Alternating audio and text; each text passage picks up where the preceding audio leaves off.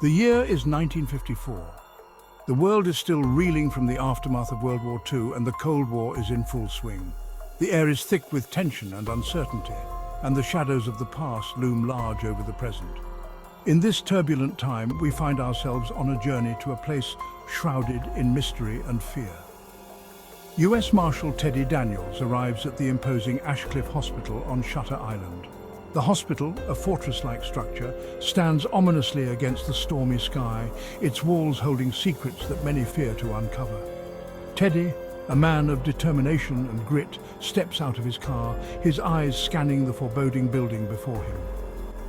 A remote island, Shutter Island, houses the criminally insane. The island itself is a character in this story, with its rocky shores and stormy seas creating a sense of isolation and dread.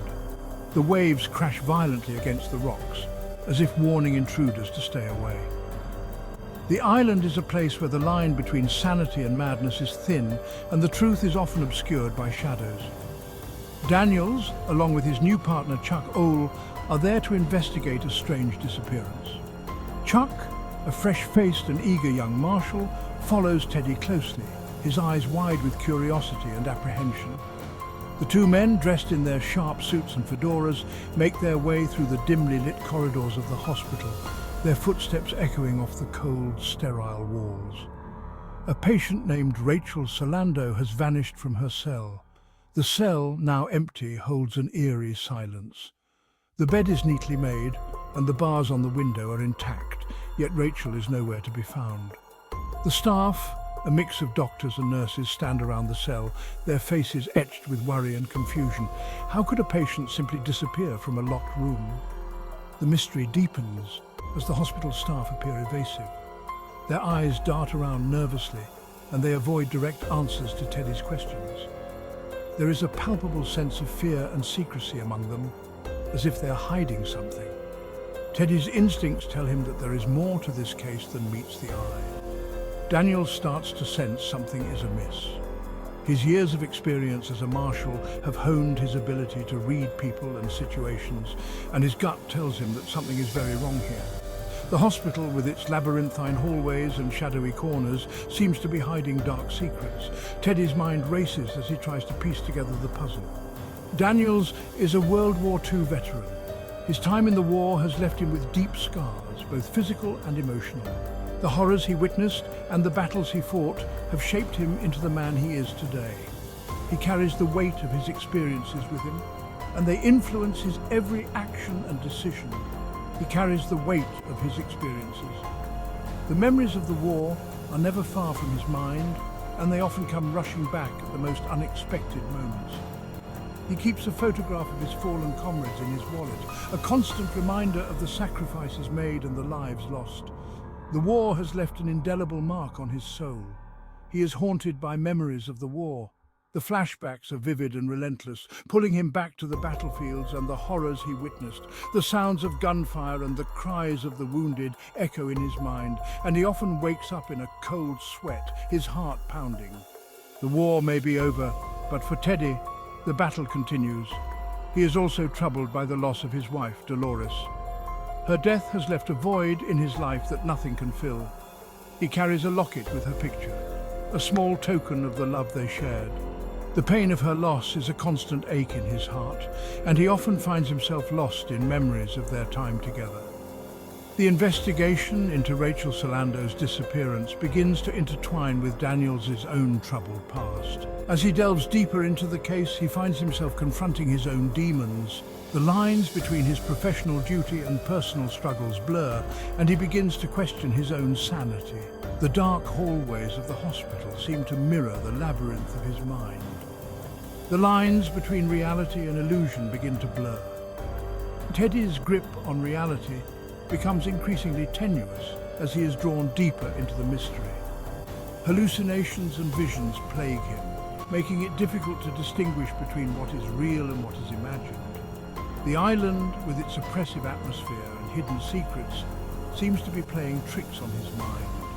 The investigation becomes a journey into the depths of his own psyche, and the truth, when it finally emerges, is more shocking than he could have ever imagined.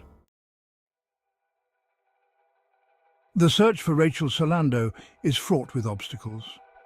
Teddy Daniels and Chuck Ohl, two US Marshals, arrive on Shutter Island, a remote and eerie place shrouded in mist and mystery. The island itself seems to resist their presence, as if it holds secrets it does not wish to reveal. The island's isolation and the hospital's unsettling atmosphere amplify the tension. Ashcliffe Hospital, a fortress-like institution for the criminally insane, looms ominously in the distance. Its corridors are dimly lit, and the air is thick with an unsettling silence, broken only by the occasional distant scream or the clanging of metal doors.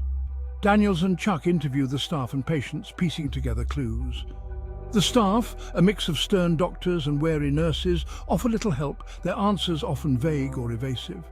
The patients, some lucid and others lost in their own minds, provide fragmented pieces of information that only deepen the mystery. They discover Rachel was a dangerous patient, convicted of drowning her 3 children. Her past is a dark and tragic tale, one that paints her as both a victim and a villain. The newspaper clippings and old records reveal a woman tormented by her own mind, driven to commit an unthinkable act. Her disappearance seems impossible, as her cell was in a secure ward. The ward is designed to be escape-proof, with heavy doors and constant surveillance. Yet, Rachel vanished without a trace, leaving behind only questions and a sense of unease. The investigation leads them deeper into the labyrinthine hospital. Each turn and corridor seems to lead them further into a maze of confusion and dread. The hospital's layout is disorienting, as if designed to trap both the mind and the body. They find cryptic messages and hidden files. These documents, hidden away in dusty corners and locked drawers, hint at a larger conspiracy. The notes are filled with codes and symbols, suggesting that Rachel's disappearance is part of something much bigger and more sinister. Daniels experiences debilitating migraines and vivid hallucinations. The stress of the investigation takes a toll on his mind and body. His migraines are accompanied by disturbing visions that blur the line between reality and nightmare. These visions often feature his dead wife, Dolores. Her presence is both a comfort and a torment, a reminder of his past and a harbinger of his unraveling sanity. She appears to him in moments of crisis, her ghostly figure a haunting spectre in the dark corners of his mind. She appears to him offering clues and warnings, her words are cryptic, filled with hidden meanings and veiled threats. She seems to guide him towards the truth, but her intentions are unclear, leaving Daniels to question his own perceptions. As Daniels delves further, his own sanity begins to unravel. The pressure of the investigation, combined with his personal demons, pushes him to the brink. He begins to doubt everything and everyone, including himself. He becomes increasingly suspicious of the staff and their involvement in Rachel's disappearance. Their behavior is strange, their actions secretive. Daniels senses that they are hiding something, and his paranoia grows with each passing day. The island seems to hold secrets, and Daniels becomes determined to uncover them. He explores every inch of the island, from its rocky shores to its dense forests, driven by a relentless need to find the truth.